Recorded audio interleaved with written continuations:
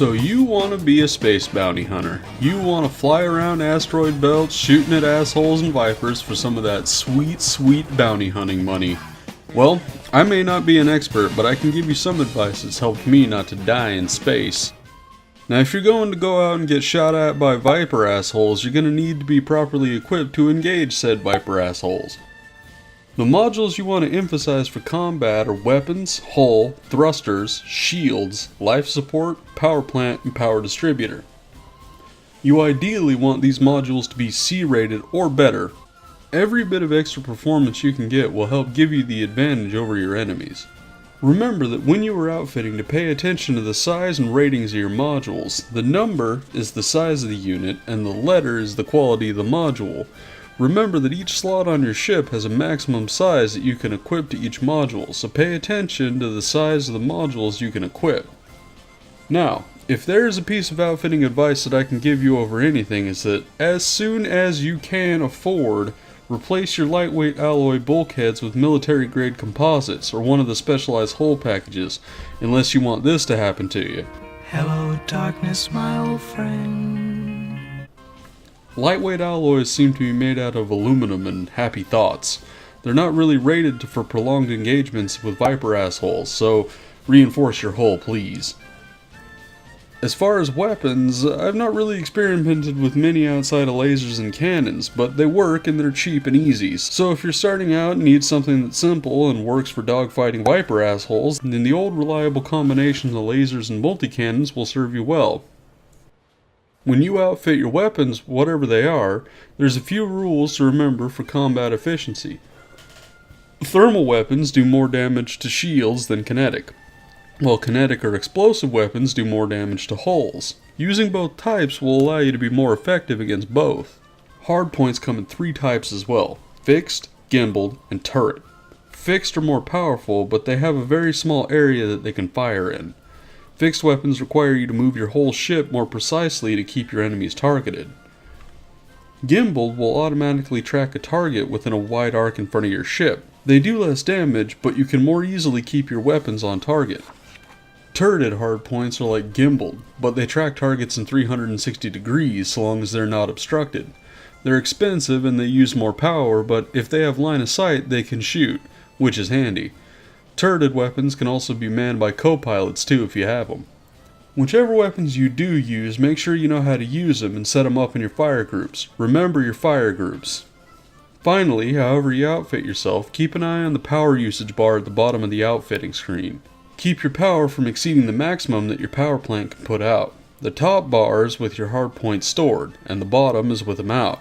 If your ship exceeds the max power, then when you deploy your hardpoints, they and some of your other modules will shut down until you stow them again. The last thing you want in a combat situation is to get your guns out and see your ship shut down. I've come to talk with you again. Now, if you absolutely must run your ship over capacity, then set some modules to lower priority in power management, so the ones that do shut down are stuff you don't need for combat, like your cargo scoop or your FSD. So you've set yourself up. You've got your ship outfitted, you have your rebuy in case of danger, and you've flown yourself out to a resource extraction site. Now, you need to find some viper assholes to shoot at, so look through your contacts and your sensors and start scanning ships. You're looking for ships that are wanted. If they are wanted, they're open game. However, you'll still incur a fine if you shoot a ship before it shows as wanted on your scanner.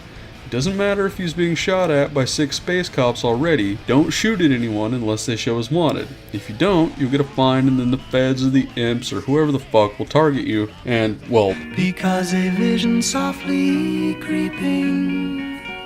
So just don't do it. Now, for combat itself, it's simple. Target a ship, deploy your weapons, fire on your target to lower their shields.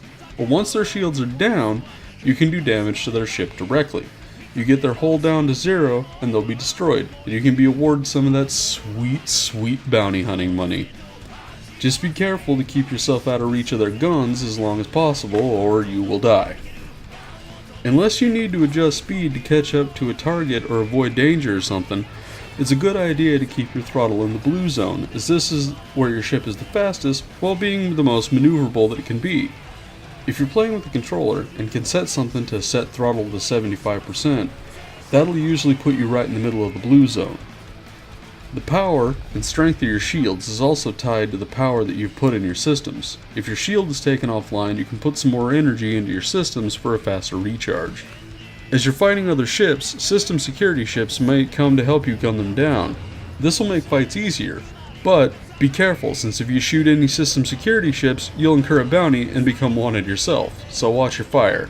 Familiarize yourself with your scanner. The triangle in the middle is your ship. The space between those two lines is the range of your detailed scanner.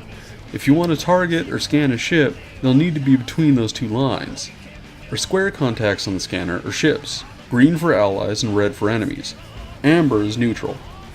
Pointed contacts are ships with hardpoints deployed. White contacts are debris or other objects. The lines above or under contacts on the scanner show elevation.